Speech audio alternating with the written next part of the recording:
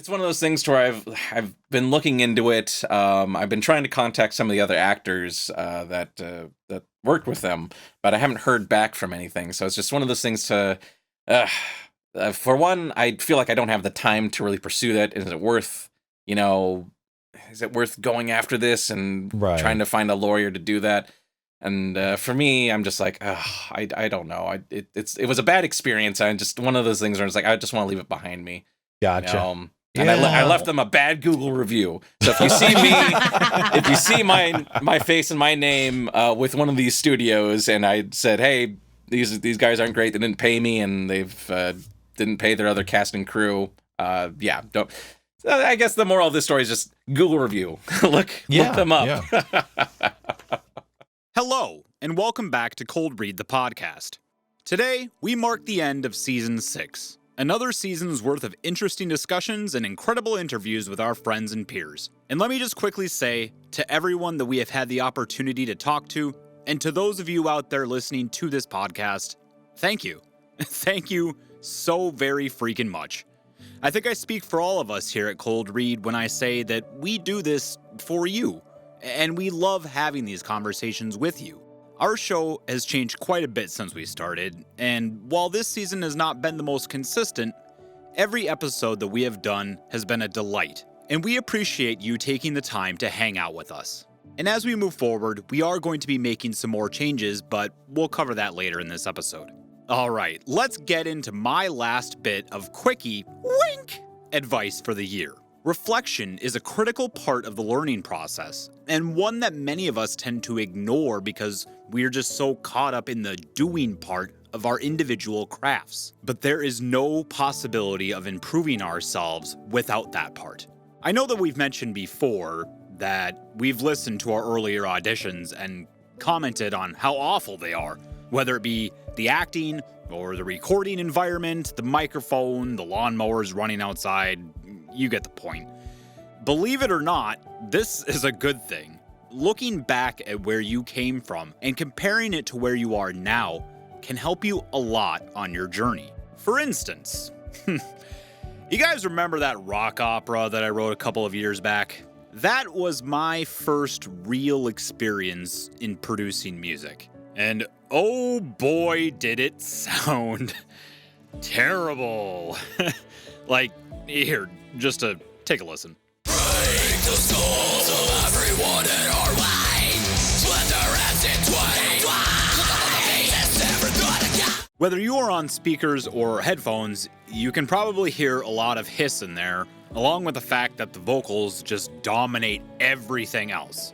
So, yeah, overall, not very pleasant to listen to. Now, I was originally going to go back and remix this song and make it a lot better sounding as a comparison, but sadly that would take me quite a bit of time to put together, and I unfortunately don't have that time, so, maybe in the future. But instead, let me give you an example of a mix that I just finished recently. Listen to the voice inside.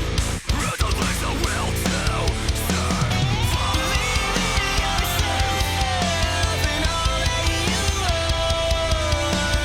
Even if you're not into metal, I'm sure you can recognize that it sounds a lot clearer and more like a finished song.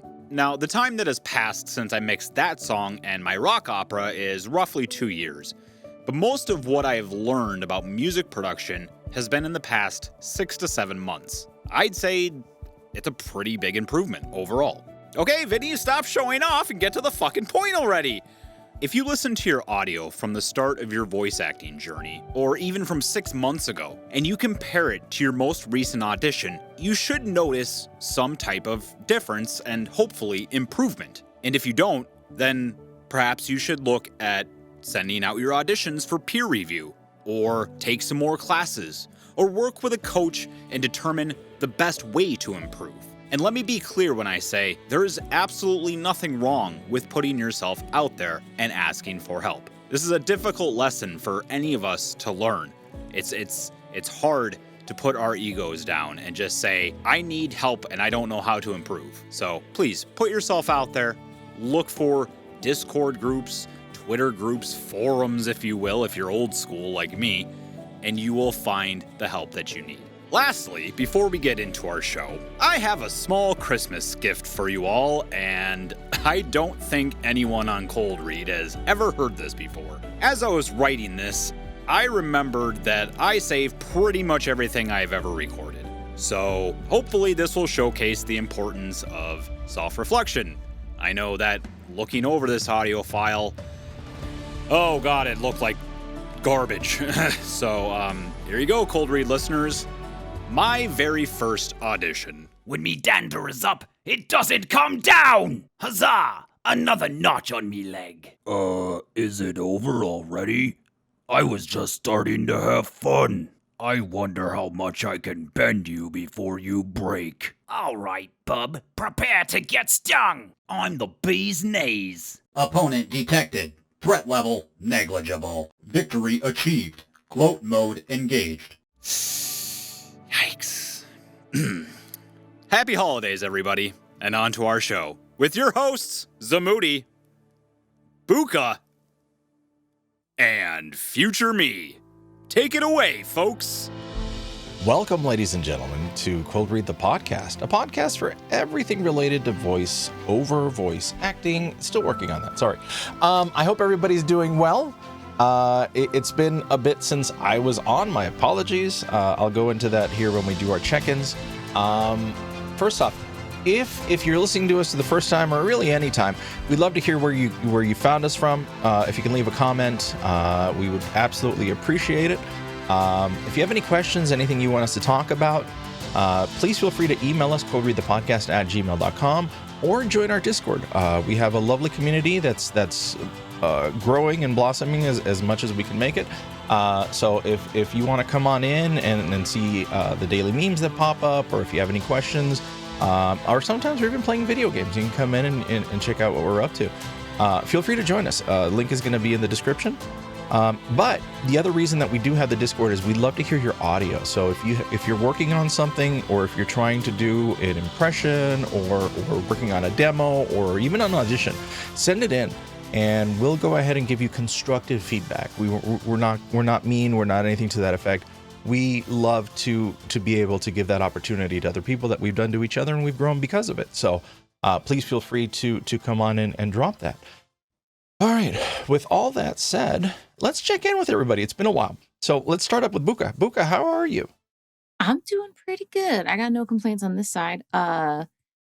This past Monday was the last workshop of the year for AVAG, which was really fun. And at the end of the workshop, we assigned all of our advanced division folks monologues to practice over the holiday break.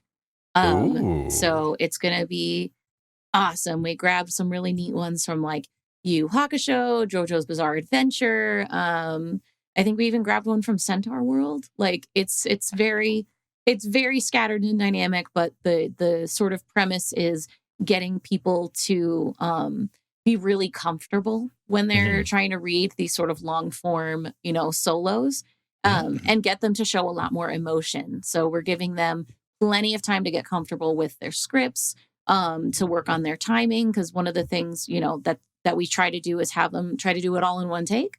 So rather than doing it ADR style, especially when you're doing like these emotional monologues, you don't really want to stop yourself every sentence. So it'll be very, very fun. I'm excited about it. Yikes. Very cool. This, yeah, very cool. This is, obviously, and when you mean AVAG, it's Arizona Voice Acting Guild. Yes. This is all off of their Discord, right? So this is actually part of our in-person workshops. So they're on Discord. Gotcha. We have the weekly Sunday meetings where there's a theme that's set every other week. You get to do your first round of recording. And then the following week you do a revision. So basically whatever feedback you get, improve upon, change your performance. It's pretty cool. The in-person workshops, it's usually one session. We pick a scene for that day. You get 90 minutes to prep, and then we spend the remainder of the workshop recording. Nice. And the only reason I mentioned this because I'm following up with Eldurrino's intro. It's a great place for you to join. Great place. It's a good community for you to go into. So something else to consider. How goes the moving? Everything good? Oh yeah. My mother's actually flew in on Friday and is helping me sort through all the madness between getting things put away, decluttering. We've made progress. Yay. Nice. Welcome. Well, thank you for being here. Appreciate it. All right. Eldurrino, how has your last couple of weeks been? Pretty chaotic. And to be honest, I can't remember a lot of last week. Well, I'm sorry, the week prior. Just because I've been here, there, and everywhere. Gotcha. So I will say though that so the mix that I was showing off in my intro, that is the most recent one that I have deemed as like quote unquote finished. But it is one that I am submitting for review from a professional who will then give me some pointers as to how it can be improved. Wow. And the program basically, like, they say you get 3 attempts. You submit it once, they'll give you feedback, do it again, you'll get feedback. Third attempt, once you send that in, do not go back. Do not try to make it any better, just because they want you to try again and then just move on. Simple as that. And it's kind of like, in voice acting, how you can do one line 100 different ways, but in actuality, you should do it maybe like 3 to 5 different ways and then move on. Like you don't want to dwell on things like that, because then you just obsess over it and it's counterintuitive, or counterproductive rather. Yep. So so that's basically what I've been doing, is just a lot of focusing on that. In my personal life, I have thankfully now have a washer and dryer in my apartment. Woo! Which means no more going to the laundromat, no more running into creepy weirdos, no more feeling like my clothes are coming home filled with methamphetamine. So that's awesome. I need to find that clip, the meth one, for those type of comments. You have no idea what I'm talking about? I don't think so. Oh my God. Okay, we'll do after the show. I'll do it for next week. Okay. Yeah, or next time we're on. Okay, sorry. So, continue. So that's super great. I'm very excited for that. And then something that actually happened to me this morning, I'm very, very stoked about this. We just got done talking to Vera Ton. And after the show, I had said, in regards to her music and her band, like, if you ever need any mixing done, please let me know. I would be more than happy to help you guys out. And, being that we're essentially coworkers in a sense, that I would be, willing to give a decent discount. Well, she approached me this morning and said that she actually wants to do a cover of a song that is going to be a gift for somebody's birthday. How sweet. But yeah, so Vera had said then that I don't have to stick necessarily to the same style, which the song that they want to cover is an R&B song. I kind of want to take it in a different direction. I'm not like super knowledgeable in R&B, like at least writing it. So I would like to try it in a different style and see what she likes. But the important thing is she said, name your price. So that makes me super excited. Very nice. Very nice. Obviously, I'm not going to $1 million. Yeah, I'm not going to go the Dr. Evil approach, but okay. no, that's super awesome, because it's something I can add to my portfolio. Yeah, totally. And not only that, but it gives me an opportunity to work on music that is kind of outside of my dedicated genre. Because again, I'm mixing specifically for rock, hard rock, and metal. If I want to do something more like synthwave, or something more like, I don't know, country, or something else, I need that experience. It's going to be beneficial to me overall. So yeah, cool. Very stoked on that. Can't wait to get started on that. And lastly, I will say I am on vacation until after Christmas. So I'm not doing fuck all. I'm having some beers tonight, and gonna play some Deep Rock Galactic probably. Yeah, that's it. Cool. Sweet. Cool. Well, yes, sir. Good to see you. Thank you for being here. Good to see you, Zamoody. How was your show? It was great. You know what? We had an awesome audience on Friday and Sunday. Saturday was kind of dead, but sometimes that happens. We raised almost $2,000 for the theater company. Nice. Which was, considering that it's an original show, we didn't pay royalties, we didn't pay for set or anything. It's pretty much all profit, and hopefully that gets them back into the black, because of COVID and everything else and expenses, they had gone into the red. So hopefully that'll work out great. And all the reviews were positive. Everybody came out thinking like, okay, I got one backhanded comment. And I'm gonna basically tell. When I walked in here, I had no idea what to expect, and everybody's voice was good. Not great, but good. Literally, what this person said is like, thanks. But no, I mean, it was great. It was a nice little campy Christmas parody type of show, and we had a lot of fun doing it. And we'd have loved to have, because we had an opportunity to do it somewhere else, and we decided not to, because it's just everybody's just kind of scattering for Christmas. Outside of that, voice acting wise, I did one little gig for our friend Shadow Wolf, who unfortunately had been trying to track me down for a while, but with show and everything else going on, I haven't had an opportunity to do.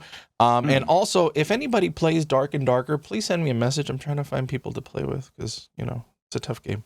But yeah. I would join you on that venture, but you told me it's like one of those extraction looters, right? Yeah. See, I can't do those, man. Those are like, why are all the games that are coming out recently like super fucking hardcore? Like, I just want to chill. I just want to chill. No, it is so much fun to go in there and ruin somebody's day. Most of the time, my day is the one that gets ruined, but that's so malicious. I don't want to ruin somebody's day.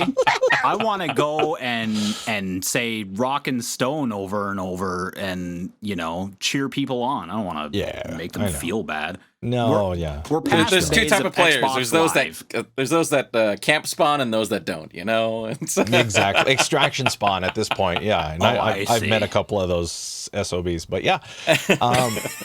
Okay, cool. I mean, I'm going to be the same way. I'm going to give myself to the beginning of the year. After the beginning of the year, I want to go back. I want to do some projects. I owe you some stuff, Eldurrino, that I want to make sure that we get taken care of, and that'll be a good jump start to getting me back up and running. So I don't give a fuck. Well, now you got more experience, and it might be worth more. So I think it's a good investment on my part. No, honestly, like you waited until the perfect time, because I put out I just did a reel for someone else, and like it exceeded all of my own expectations. So yes, so it's going to be even better than your character reel, and I can't wait. Yes, awesome. All right, well, we've gone on for too long. I apologize, Dave Swanson. Thank you again for coming back on the show. No problem. How Thanks has your for week having me been? We normally check in. Yeah. My week it's been normal as far as this year has been going. Been working my day job, sending on auditions. This year I found myself doing a lot of ADR work, which has been awesome. So I've been working with them. It's a small studio in Florida called Universal Synergia. They do a lot of dubbing and stuff for that. So that's been a lot of fun. They've been sending me small parts and whatever. So it's been cool, because I've been getting like weekly work from them this whole year. So it's been nice. The pay isn't great, but it's just like, oh, you want me to come play? Yes, I'll come play. This is awesome. Right. And ADR is a difficult thing to master, so congrats on that. It's fun. It was actually kind of funny, because like when I first auditioned for them, they're just like, okay, yeah, we'll just go through this, and I've done ADR work before, and they're just like, oh, well, have you done this before? I'm like, oh yeah, I've been doing this for a few years. And it's like, oh, this is just we usually don't get people that are able to do this on like the first try, because when you're recording ADR, you want to at least get 40 lines I think an hour roughly. If you can get more, great, but they really want you to try to get like 40 lines an hour. Like if you can do that, then that's like the bare minimum and cool. But yeah, and I have a session with them tomorrow, so that'll be fun. But yeah, just auditioning, day job, and trying to get sleep when I can, because it is God grind. Oh, man, I was gonna say, Yeah, never mind. No, go ahead. I don't want to cut you off. Oh, no. I was just like, it's like, oh, this will be funny. It's like, no, it's not. Like, no. See, now I'd have to explain the joke, and I don't want to do that because that just makes it even worse. Gotcha. Yeah, no. We've already we brought up the tension and everything else. No, it's fine. Well, okay. For anybody who doesn't remember, because it's been quite some time since you've been on last time. You want to give us a quick TLDR of your how you started and everything? Yeah, no problem. So let's see. I've been doing theater and stuff ever since like high school. Like even when I went to college, I took some theater classes, but I didn't really pursue voice acting until maybe 2012, 2013 is when I kind of got back into the swing of things. And I saw they were having classes in Orange County where I was living at the time. And so I just did that for a few years, and I'm just like, you know what? I really like doing this. I forgot how much I loved theater and just voice acting, and I forgot that was the thing. And so I decided to try to make it like a career in maybe 2016, 2017, something like that. I've got a few demos made, gotten to a few video games, kind of lost my train of thought there, but I think you've done some audiobooks too, right? Oh yeah, I also picked up another one, which I sound a little disappointed with that. I'm happy to get the work, and it's fun. I enjoy it. It's a lot of work. Yeah, I had to do audiobooks. Work. Yeah. Work. It's the editing. I am not great at editing. It takes me forever to do it. But I'm excited to do this one because I've worked with this author before. I love her work, and it's fun.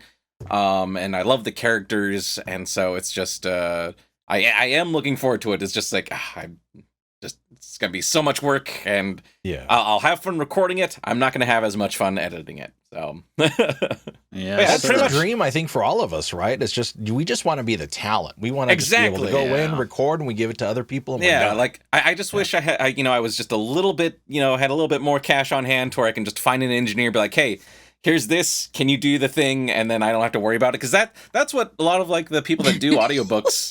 Oh, that's I guess there's someone there.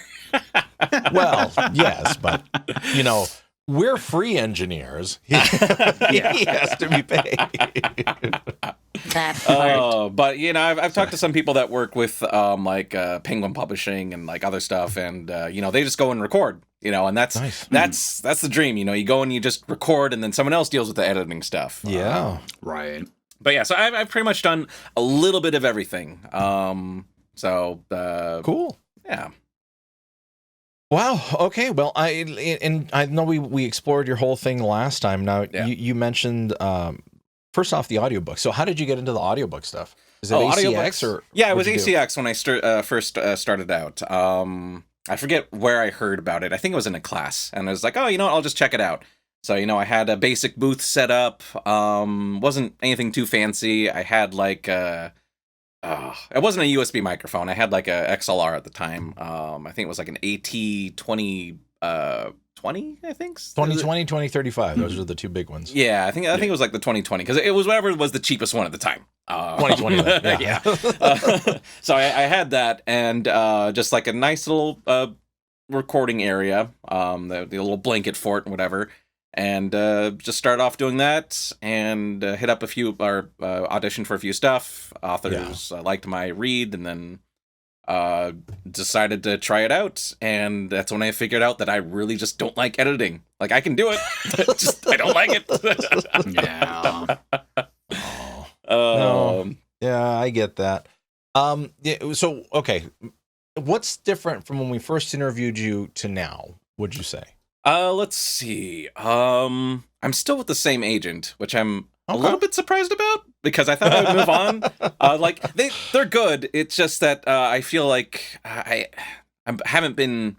I don't know. Like when I talk to other people, they're just like, oh wow, they actually like feel a bit more personal in other like agents and stuff. And like I have a good relationship with my agent right now, but it's just one of those things to where they don't hit me up and be like, oh, I thought of you about this part, that type of thing. And I kind of want that. I kind of want someone who knows my range, is like, oh, I found this part, you're going to be good for it, as opposed to just like, sending this out to all of my talent. If you think you fit the specs, audition for it. Yeah. But as far as changes go, let's see. What was the last projects that you worked on, say, in that period of time? Oh, let's see. Let me. I thought you were gonna. I thought you were gonna ask this, so I brought up. Let's see. Prepared. I love it. Yes, a little bit.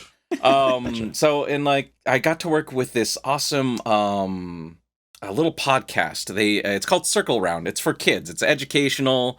They do a lot of fantasy myth stories from different cultures, and they also do like history stuff too. The lady is called was it Cher? I have her notes up here. It's Cher and Shim. I forget their last name. I follow them on social media. I'll have to look them up later. But they're wonderful people. They write these little hand notes, and when they send me like the check, and it's like, oh, this is cute. Love it. So I got to do a lot of stuff with them, and they are a delight to work with, and their material is always great. And it's just one of those things to where I felt like I was working on like Wishbone or something. You know Wishbone? I know I'm an old person. Yeah, you know, Adorable.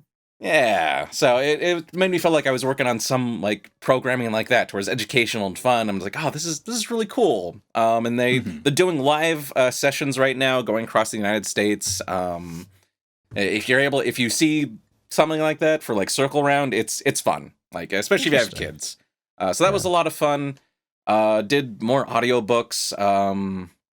Let's see. So in general, when the audiobooks, the only problem that you have with the audiobooks is the editing part, right? Oh yeah. Everything else is a lot of fun. Everything else is a lot of fun. I love reading through it, seeing what characters are there, and creating different voices for them. And I love that part. Diving in and be like, oh, who's this character? What do they do? What would they sound like? Because a lot of time, like you'll have cover art, which is helpful. I love it when they have like characters on them, like, oh, all right, this is who, whatever. Sometimes you don't have that, so you kind of have to use whatever they put in the book, and it's always fun. Like some people, that might be like the challenge for them, but I enjoy that. It's really just the editing that I'm not a huge fan of. Yeah. I'm curious. Before you do an audiobook, do you read it first, or do you just kind of I read it first. Okay. I know some people don't. But I like to at least read it first so I can go through, make my notes, see what emotional beats are in, like, not the script, but the book. And that takes a little bit of time, but I enjoy it because it's, you go in, you dissect it, and then I have, so many pages of just like, oh, this is so-and-so talking that they're alluding to here. Because sometimes they'll be like, a mysterious voice says this, and you don't find that out until much later. It's like, oh, it was this dude that was talking back here. And so, you have to keep that character the same. And gotcha. Yeah. So I like to at least read through it once, so I can go through and make my notes and be prepared for when I actually record it. And for the ones that you've done, how involved has the author been? When I've worked with the authors directly, they have been really involved, and they've been a lot of fun. Like I don't like to work with people that I don't, I guess, vibe well with, because I'll talk to the author and we'll like talk back and forth and be like, okay, this seems like a cool person. I've had a few instances where I've been working with an author and it's hard because, they're an author, they're not a director or something. So they'll give you feedback and be like, okay, I'll try to take that and give you my interpretation of what you want me to do. But a lot of the times, even casting directors, they don't know what they want.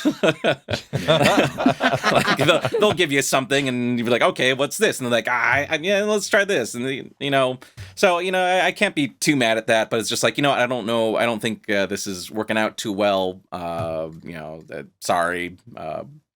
So you've had those instances where you've needed to walk away from a project because of issues like that? Yeah. And it's usually just when the author becomes a bit too, I don't want to say too involved, but maybe too demanding. And it's just like, let me do my job, which is the voice acting and the voice directing. Like, I'll take your feedback, but I feel like the final say is up to them. But it's just like, this is it's a joint work. You have to work together. And if I feel like this needs to be a certain way and you don't, it's just like, it is what Very it is. micromanaged. Exactly. Yeah. So I usually just continue to work with people that I've worked with before, and I'm like, okay, yeah, they know what I do, they like what I do, and they allow me to have that freedom to work with their work and create something new. Sure. Wow. Yeah. I know that you do full-time work. Obviously, I'm not going to go into what specific type of work. How do you balance because I know this is a challenge for a lot of people. How do you balance this career that you're working on as much as you can with your 9 to 5? You balance it as well as you can. Gosh, there are days where I just have to, because I usually with my day job I work the night shift because that allows me with a lot of the studios I work with, especially when it's on the East Coast, it frees up my mornings to just record for them, and then at night I can go work or pay the bills, so to speak. Yeah. It's difficult. You just have to find a way to do it. Even if you're struggling, like everyone I talk to, it's always a struggle. It's not like, oh man, I figured out the perfect thing to do, and now my life is perfect. I have a good sleep schedule. I don't worry about finances. It's like, no, it's always going to be work. There's no magic solution. It's just you have to find something that works for you that you can deal with. And the hard part is knowing when it's too much and to step back a bit. Especially when it deals with voice acting or anything that you're very creatively passionate about and invested in. It's just, I know for me, I'm like, I want to spend all my time doing this, but it's just like, maybe I need to take a small step back and just take a breather. Yeah. And we've always said it's super important to make sure that your bills are paid so you can do what you want to do. Exactly. Yeah, no, absolutely. And the reason that I ask is because I think we all struggle with it. We all try to give up these little things in order to do it. And to know that even like you do a lot of work. You've got your weekly stuff, you got your ACX, and you still have the same issues that an average individual that has to, pull in that time do. So it's good to hear. Appreciate you sharing that. Oh yeah, no problem. I think I think too, like I never really understood this before because I have never been in that position. But you know how people always say, if it's something you love, it won't feel so much like work. I finally reached that point in my life. I finally reached that point where like I want to come home and I want to do my quote unquote second job. So I think that overall just makes it easy to fit it into your schedule. Like you come home and you want to voice act, you want to do this or that. So yeah, no, I mean, I agree. I think it's still a difficult balancing act overall, and breaks are absolutely necessary. But yeah, I would say though that overall it doesn't feel like work anymore. It just feels like this is like this is a hobby now, essentially, that I'm trying to turn into a full-time job. I know that's probably stating the obvious, but filler. Anyways. Tax. Okay, all right. well, fair enough. I'm very good at calling myself out. No, and that's great. So you mentioned your agency. I'm curious because I don't know if I asked you this last time. How did you connect with them? How did that all work out? Oh, let's see. When I first, my first agent that I had, that was fun. So I've had a couple agents. It wasn't bad. It was just one of those things. It was a learning experience for me. Because obviously, I was a newbie. I just had my commercial demo made, and there was a class that had a agent as like one of the she was there to like give advice and feedback and whatever. And after the class, she's like, "Hey, I thought you did pretty good. Here's my card. Email me your info, and we'll see if we can make something work." I'm like, oh, this is it. Like, anyone when they're first starting out, you're just like, oh, it's an agent and they want my shit. So I was super excited. It lasted for 4 months. I got an email from them, and they're just like, "Hey, I don't think it's working out. Good luck on your future endeavors," type of thing. I was like, well, all right. It happens. Wow. That's part of the industry. You'll work with someone, and if it's not working out, it's not working out, and it's not personal. Right. No, I've booked work with other people So it's not a matter of like skill when that happens. When they ask for your stuff, they know that you can do it. Otherwise, they wouldn't waste their time. But maybe my voice just wasn't fit for the projects they were getting. Maybe they had too many people that sounded like me. There's so many things that I don't know that you shouldn't stress over this small stuff for that. But as far as with my current ones, so after that, I met them. Oh gosh, what was it? I think it was through another class. I heard about them through a student that I took a class with, and they're just like, oh hey. They're this new agency that's starting up in LA. Just send them your info because they're accepting new talent. I was like, oh, okay. So I sent them my stuff. They had interviewed me in. They rented out this place in like a shopping center. And this is the first time I ever went to like a little place to actually meet someone. And then we just talked. They asked about my goals. And what I expected them, what I expected that from them, what they expected from me, and it worked. Yeah, and then here we are. We've been together for maybe 4 years, something like that. Nice. Wow. Yikes. But and as I think I mentioned this before in the before we started recording. It's just I not too many people stick with an agency too long unless you're at like one of the big ones. But I've been meaning to try to find a new agent, but I still like my old ones. I just when I talk to other actors about how they interact with their agency and their agents, I want to be spoiled. Well, yeah, don't we all? Exactly. Because I mentioned before, it's just like when I talk to other voice actors, their agents, they're contacting them more. Like it's definitely a working relationship, but there's more communication that I'm not seeing with my current one. And I'm just like, I kind of want that. I kind of want someone who's like, hey, I saw this audition, I thought of you, try it out, and we'll see what happens. Yeah. As opposed to just someone sending out like a huge email, a mass email, just like, hey, we got these roles, figure out what's fits you, and then send it back. Which, wrong. I'm grateful for the opportunities. I'm glad they've had me for this long, and then we've done some awesome work together. But it's just I feel like I'm I feel like should be moving to that next level of trying to find something a little bit more personal. You don't want to be a name on a list anymore. Exactly. Yeah.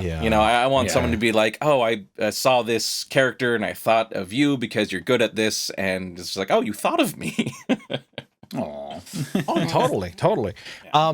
Couple questions regarding this little meetup and at any point did like scam cross your mind? Yes, of course. Okay. That's happened before. I went to when I was still pursuing on film.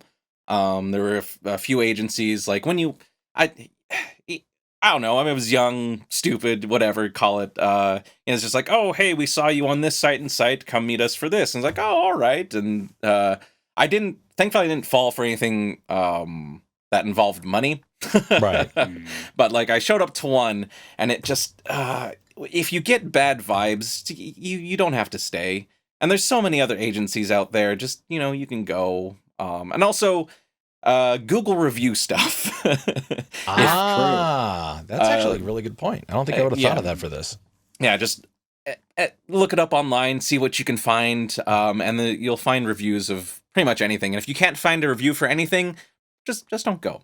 It's fine. Unless you know them personally and they're just like, oh, hey, I'm starting this up and whatever. And, there's some, I guess, street cred with them with you. There's a history. But if it's just some rando, and you can't find anything about them, you can ignore it. It's fine. There's going to be more opportunities. Mm-hmm. But yeah, scam definitely did cross my mind because that's happened a couple times to where. Well, okay, they rented this place. It seems sketchy, like not for them not to have somewhere. Exactly. Yeah, and when I saw them, I'm just like, so why are you renting this place? We since we're just starting up, we actually have we're gonna rent this building in downtown LA, or like this, not this building, but this in this office building. That's gonna be our office type of thing. I'm like, Gotcha. Okay. And then I looked them up. They had legit websites. They had a lot of people that they worked with. and there was just they existed. You know, they had history. I could trace different stuff that they worked on. I'm like, oh, all right, so these are actual people. Definitely gives the vibe of the modeling talent scouts at the mall. Yes, Remember those from the early 2000s? Oh man, be the next Disney star. Like, oh, I mean, that still happens now. You got to be careful with that stuff. So yeah, just Google review, and if just try to find something that they've worked on. Make sure that they are who they say they are. Oh, that's one thing that also happened for me. So I've never really had like a bad experience with a studio. But I've actually had that happen this past year. So I've done work with them. They like a few years ago, and I was like, oh, okay, it was for ADR work, and it was just another studio that hit me up that they found me on. I forget what it was. It was some list that I added my name to, and I've gotten work through. I got the circle round stuff through them. So I was just like, oh, okay, yeah. So this list is legit. I worked with them, but they put me on like a few projects, and usually when you work for like studios, you don't see like a paycheck until a couple months later. It's just usually how it goes. Yeah. And so they passed the deadline. I was like, oh, hey, don't know if you guys forgot me. We missed you missed this payment. And they're just like, oh, okay, yeah, no, we'll get back to you. Do you want to work on this? I'm like, oh yeah, no, that's fine. And that happened for a while. And then eventually, I contacted one of like the engineers, and I was just like, hey, is this normal? Have you experienced that? Like, and what really hit me was when they emailed me back. There's like, oh, I'm not working with them anymore because they didn't pay me for like 4 months. Ooh, bummer. Yeah, so I was like, oh, so I started to email them back, just like, hey, is everything okay? And at first they were responding, and they're just like, oh yeah, we're just going through a hard time. We actually had to like, what was it? They had to re-record a lot of the stuff, and then their client didn't want to pay for that, so they were in negotiation. So I was just like, my general idea is just give them the benefit of the doubt at first. It's fine. I worked with them before, and they paid me, so it should be fine. But after a couple months of emailing back and forth, nothing happening, and then they just stopped answering, and I was just like, this isn't great. So roughly about a little over $3,000 I'm not going to see from them, so I'm just like, no. Oh, that's not a small amount. No. That's some decent small claims court money. Okay. Exactly. Yeah. It's one of those things where I've been looking into it. I've been trying to contact some of the other actors that worked with them, but I haven't heard back from anything. So it's just one of those things to for one, I feel like I don't have the time to really pursue that. Is it worth going after this and trying to find a lawyer to do that? And for me, I'm just like, I don't know. It was a bad experience. I just one of those things where it's like, I just want to leave it behind me. Gotcha. And I left them a bad Google review. So if you see me, if you see my face and my name with one of these studios, and I said, hey, these guys aren't great. They didn't pay me, and they've didn't pay their other cast and crew. Don't. I guess the moral of this story is just Google review. look them up. Yeah, I like that idea. Wow, that's a terrible experience. But I think I can see. Because you just want the work. You just want to be able to... And the thing is, like, a lot of these companies know with these newer actors, they want to work. It's not like, yes, getting paid is awesome, but it's being part of this project and this process, and it's kind of magical, and they take advantage of that. They're just like, hey, we want you to do this work. It's going to be low pay, No, yeah. Well, sorry, sucks, but yeah. That's something that's just part of the biz. I have not talked to anyone that has not had an experience like that. To where they work with a studio, they don't pay, and then the studio will shut down, and then they'll actually be the same studio that'll pop up in another place, but a different name, but the same horrible people, and it's just like, yeah. Since we're on the topic of bad experiences.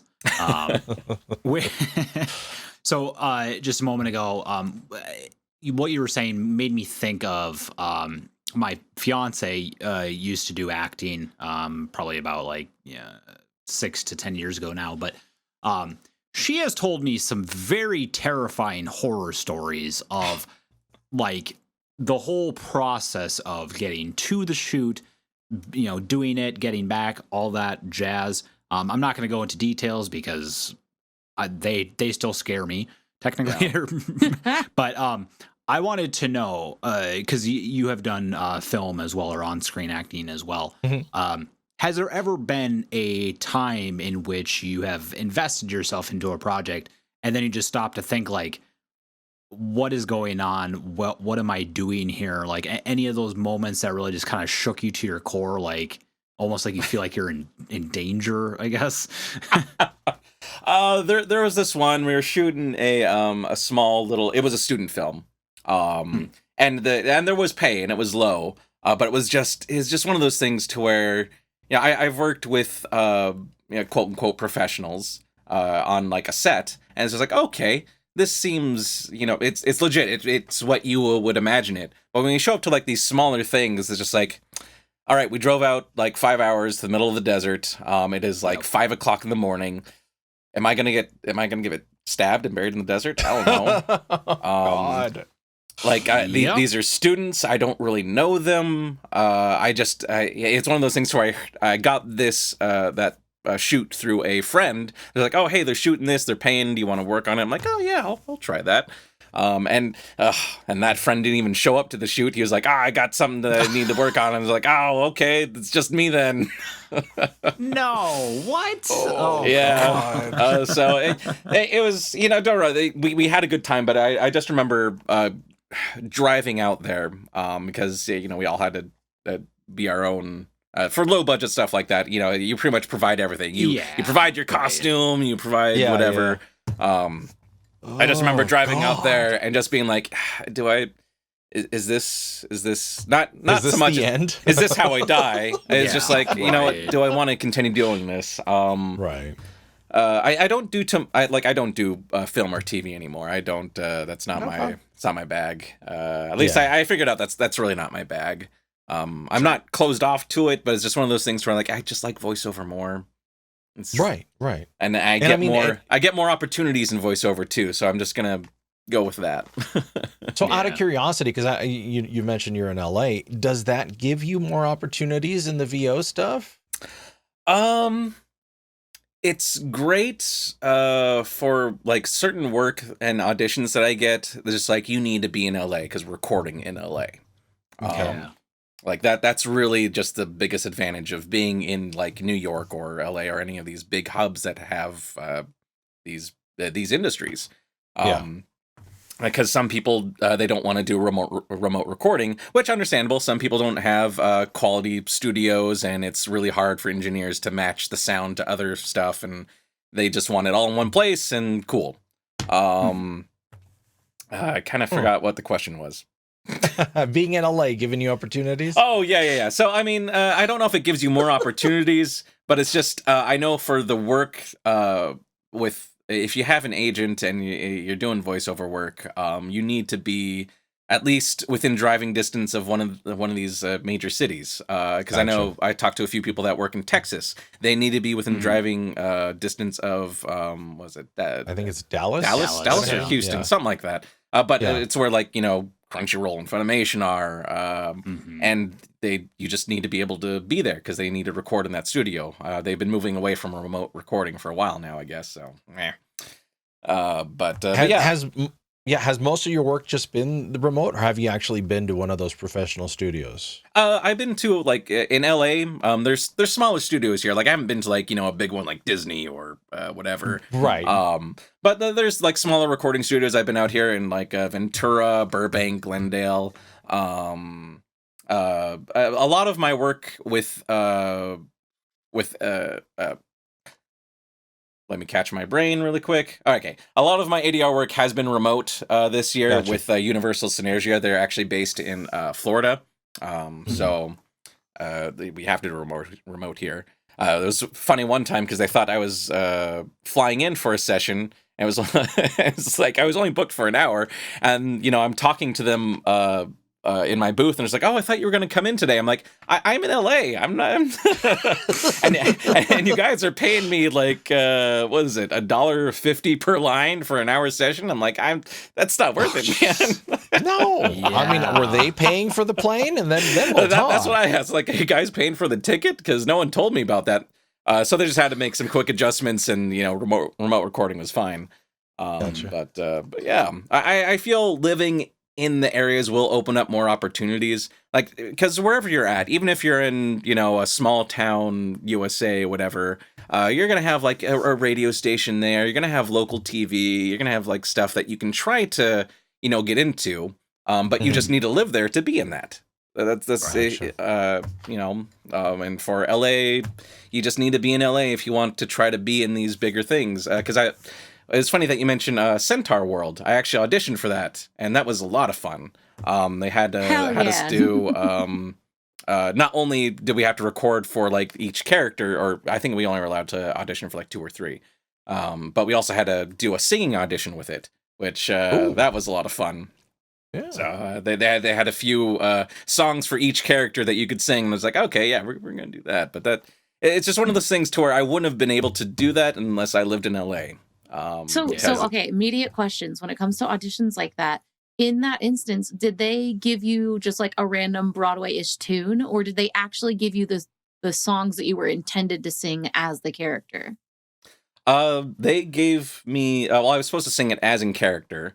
Right. But they sent me an audio file of the actual performance of the song, but then also the song, like a karaoke version I was going to put in the background of my audition. Gotcha, because that was one of my curiosity. So they had you sing the song for the character in character. Okay, because I was curious if, like, in that instance, like, because I could see it going both ways. They may not want to reveal the tunes before they're released as the show. Yeah. They didn't give me like an actual song from that show. They gave me. That's what I was trying to figure out. Okay, yeah. They get. I think they had us for the one character I'm remembering it was from oh my god. The big one on Broadway with Lin-Manuel Miranda. Hamilton. Yes, thank you. Gosh. But yeah, the one of the songs was from Hamilton. I was like, oh, all right, yeah, this is awesome. But yeah, that's. Oh, okay. Well, that sounds like it'd be a ton of fun. Oh yeah, no, it's fun. As I said, having an agent does have its benefits, to where it's just like you see some of these cool auditions and you're just like, oh, maybe this is the one. But it's but yeah, definitely I think having an agent in one of these big cities helps, because you'll see these bigger auditions, and it's just one of those things where you'll have the chance. Yeah. It's funny because you talk about this. I swear it sounds just like when I know I was signed up with voices.com for a while, that you would just get these emails for these auditions. Like, oh, is that kind of like the situation like you're in right now, or a little bit, which is why I kind of want to move with a different agent. So it feels a little bit of the same, where I'm just getting these emails, and sometimes it's just like I don't fit these specs. I don't know why they're sending these to me. Yeah, but I'm not distribution list. Exactly, but I'm not paying a monthly premium for it, so that's. Right. And if any, that's the thing. If any agent asks you to pay for their services, no, they make money when you make money. Otherwise, that is a scam. Right. Yes, sir. I agree with that. Go ahead. So one thing I wanted to ask earlier. So you're talking about how you had signed with an agent, and then a few months went by, and they said like this isn't working out. So. I know, like, in the, I guess for lack of better terms, in a real-world job, it is common courtesy when you're getting let go to just say, how can I improve? What can I do to, be a better employee to future employers down the road? In the instance in which, the agent said, stuff isn't working out, good luck on your future endeavors, did you reach back out to them to ask about that? And if so, no. Did you say anything in particular? Oh, okay. Yeah, no, I didn't. Yeah, well, the thing is, my way of thinking was just like, they, it's probably just not me. It's not like, it's not personal. It's not like, that I can't act. It's not that I'm not a good actor. Because at that point I've been training. Like, don't get me wrong, I've gotten better since then. Right. But it's one of those things to where it's I feel responding to be like, oh, what's wrong? Did I do anything wrong? Was it me? I feel like that comes off as a little bit maybe desperate and needy, and that's not their job. Their job isn't to critique you. Their job is to like they liked you. If it doesn't work, then it doesn't work. It could be a million things that and their time is money. If it just, I don't know. For me, I just didn't feel comfortable asking them for that. I would go to a coach or another friend, just be like, hey, did I do something wrong? Which, I talked to a few coaches and they're just like, oh no, I mean, it could be a lot of things. It could have been that you were just horrible, because you have improved since then. And that's just part of the reality. Maybe I was just bad. But yeah. I mean, yeah, that certainly makes more sense, because they're not exactly like employing you per se. But I don't know. I know that in the past I've worked with people where, they said like, you did a really great job, but we decided to go with someone else. And I usually try to follow up and just ask, hey, what could I have done differently, just so that I have that knowledge going forward, as to how to improve myself. But I guess obviously in that sense, it's for me, I feel like that is a question that is very appropriate for a coach. When you are asking someone in a professional manner, that's not their job. Their job is not to tell you what you did wrong. That's kind of what I've been, or that's not what I've been told, but the vibe that I get is just like, that's not their job. If you need to find out what's wrong, you go to a coach and you figure out what's wrong. Because there's going to be so many different like viewpoints to where an agent will tell you, oh, maybe you did this, but then you'll go to a coach and be like, they don't know what they're talking about. You were fine with this. Yeah. Speaking of coaches, I mean, you've had some experience with them.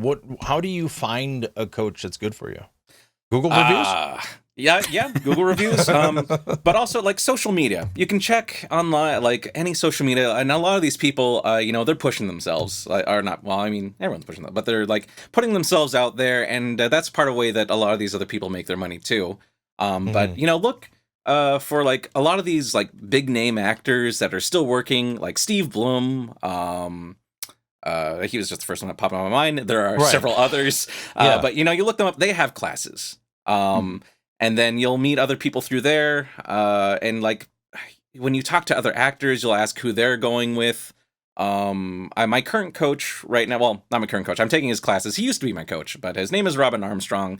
I found him online. And at first when he approached me, it seemed like a very, it seemed like a very, one of those like hard sells where he's like, hey, you want to, he has a very, and like a very charismatic personality to where some people might find it fake.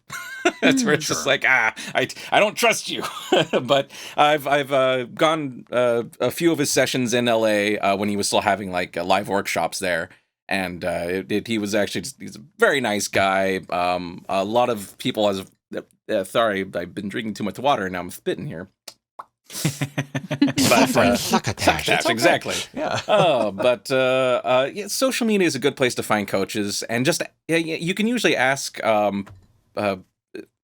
whoever, like, hey, do you have a coach? Who do you go to? Who can you recommend? And that's something that's perfectly viable within the VO community. If you ask like an actor or message them like, do you go to a coach? Who do you go to, and who can you recommend? Most people are fine answering that because it's just like, oh yeah, I go to this person if you're beginning. I recommend this person if you want to work on character work. You go to this person. You want to do more commercial, go here. There's like everyone. A lot of people know a lot of people in this industry. Don't be afraid to ask. Yeah, I mean, I know we pride ourselves on some of that stuff too, having a network of people. I mean, obviously not when it comes to that, but yeah, it's. This is a business that thrives on being able to network and which I'm terrible at, being able to do that stuff. Yeah. Yeah. No, relationships are a big part of it, and that's the thing too. It's I forget who I was talking to, because it's about making genuine relationships. Like, you don't need to be like friends and buddies. You don't need to make friends. You just need to be a good person to work with. Right. You know, because a lot of these people, I don't know if I consider them friends, but they're good to work with. I like working with them. Right. And I look forward to whenever I get to work with them, and there's that, you build that working relationship, and then they start referring you, and you refer them because I worked with this engineer. Let's bring him on. He did a really good job with that, and you know, or I worked with this actor, and I think they do great with this character. Yeah. Like so many things I've gotten have been through recommendations from other people, and Awesome. that has been. That's not for everyone, but for me, that seems to work best for me. And yeah. No, totally makes sense. Very cool. Last couple minutes, co-hosts, anything that you all need to ask? Anything you want to... Oh, is it that time already? Right? Yeah. Right. It is, yes. Crazy. Booka, do you have anything? Nope. I was absolutely fascinated with the audition process for something that to me seemed so unique. That was that was the highlight of my day. Yeah, no, any other questions? I'd be more than happy to get, with my limited experience, you know. I haven't booked anything big, but I've seen some, like, I've auditioned for some projects. I'm just like, one of these days, you know. So let me ask you this: what's it like to work on a novella? Oh, that a lot of fun. Because when I'm working with like the sound engineer and the director, they've watched the show several times because they're recording it like the same scenes with different characters several times, especially when it's ADR work and you're looping, going back and forth. It's funny because when I first started, but I got my first lead role this year with one. I can't say which one because it hasn't been released yet. If it does get released, because sometimes these things don't get released, and it's just like, damn it. But when we're going through it, you know, they're just like, hey, you know, you were playing that a little too cinematic. This is a novella. You need to be more soap opera-y. It needs to be a little bit more over dramatic. You know, even if you feel like it's a little hammy or cheesy, just try that. And that seemed to work because I was like, okay, well, let's try it. And they're like, okay, yeah, that's the sound that we're looking for. Right. But you know, a lot of these times the novella is just like, oh, and my sister's husband's child was not dead after all, and they've been alive in this foreign country, and they're the prince of whatever, and the CEO of a $1 million company. And there's lots of things that happen with that to where when it happens, you know, I'll start laughing. I'll hear them in my headphones, or they'll start laughing. It's like, yeah, we kind of expected that. Right. It's been a lot of fun because I don't know if it's just because it's been a novella, because there is that certain over dramatic thing to it, to where it's just makes it a little bit more fun for me, to where, you know, you can kind of ham it up a bit, and I enjoyed that. So it was a lot of fun. Right. And so far, I think they have me in like 3 novellas so far. One of them was a lead role, which I hope they release the English version for that, because that was a lot of fun. Yeah. Yeah. Just you had mentioned that to me a few weeks back, and it dawned on me, like, I credit a lot of my like character acting to people like Jim Carrey, people who are just like, you know, way over the top. But yeah. It dawned on me when you mentioned that like I grew up with my mom watching soap operas every day. You know, Days of Our Lives would come on, and I would have to be watching it while I was eating my lunch as a little kid. And I think a lot of my character acting came from that, because I am very much like, you know, try the character this way. He's very excited, and I'm just like, I'm screaming until I'm blue in the face. Like I go way over the top, dialing it up to like 1,000, right? So I feel like there's a really good direct correlation to how you would act doing ADR for a novella versus how you would do for ADR over an anime. Because when I'm coaching the folks at the Voice Acting Guild, we are always giving them the advice of like, be extra. If you think you sound ridiculous, you're going to sound normal when you're acting as an animated character. If you try to speak what feels like normal, it's going to come across deadpan. It's going to come across very low energy, and it's just going to sound weird. So it's like, if you feel weird, you're doing it right. Yeah, no, I took a class with a Disney director named David Wright, and this is one of the best pieces of advice that I have ever gotten. And he said, when you are first recording or auditioning, and you get in there, on a scale of 1 to 10, do an 11. Yep. Because it's easier to come back down than to bring you back up. So if they say you're a bit too much, they'll tell you, just, okay, bring it back down to like maybe an 8, maybe a 7. So don't be afraid to go a little bit over the top because they'll bring you back down. Mm-hmm. Very cool. Nice. Last question before we depart. I think I asked you this last time you were on, but I'm going to ask you again just to see if it's changed. What is your favorite pizza topping? Every time. I don't know if you asked me that last time, but it's been the same. Ham and pineapple. I'm a weirdo. Yes. Yeah. Bravo. Nice. Wrong I get answer, so much but hate nice. for that with my friends. Hey, nah. No wrong answers. And welcome back to Cold Read the podcast. What the heck? Hello. Stop it. We're restarting the show. Back to 1, everybody. Woo! All right. Well, Dave, we appreciate your time. Do you have anything coming up? Anything we should watch out for? Or Well, I mean, there are a few of the telenovelas. I'm trying to find them. One of them should be out. I don't know where the English audio is playing. It's Pasión de Gavilanes. It's like Passion of the Hidden Passion or something like that. It was a huge thing, and for the longest time, they made a second season. I got to play one of the brothers in this show, and that was a lot of fun. So hopefully that should be out. I just don't know where. I have Mobile Legends, which I just recorded a few stuff for them earlier this year that came out maybe a month or so ago. So that was a lot of fun. Got to play Veil. So check out Mobile Legends Adventure Magic Chess. Yeah. oh, it's a big name. I mean, it's Mobile Legends, and then the little sub game in it is like Magic Chess that they got going. So, Gotcha. Well, very cool. Well, Dave, we appreciate you giving us your time. Oh, thank you for having me. Yeah, my gosh. I mean, again, an hour just flew by, and it's an hour and 5 minutes now. Oh, man. But yeah, again, appreciate it. So, ladies and gentlemen, and all of those in between, thank you again for tuning in. We're going to close out this 6th season, and like Eldurrino did mention, we're going to have a couple changes. More than anything, we're going to start doing this bi-weekly. So you're not going to see us every week. You're going to see us every other week.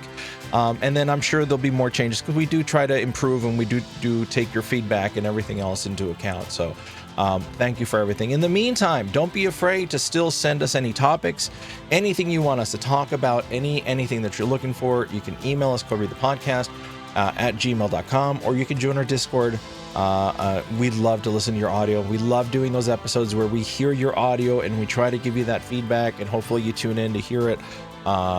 So please don't be afraid to either email us or drop those in the audio section of the Discord. More than welcome. Anything that you're doing, demo, accents, we'll take it all. With all of that, guys, I'm going to say happy holidays to everybody. A happy new year. Yeah. On behalf of me and all the co-hosts and all the guests that we've had, thank you, everybody. It's been such a great season, and we're hoping to see you on the other side of 2024. Oh my God! I know. I thought it was like 2019 yesterday. What the hell happened? Right?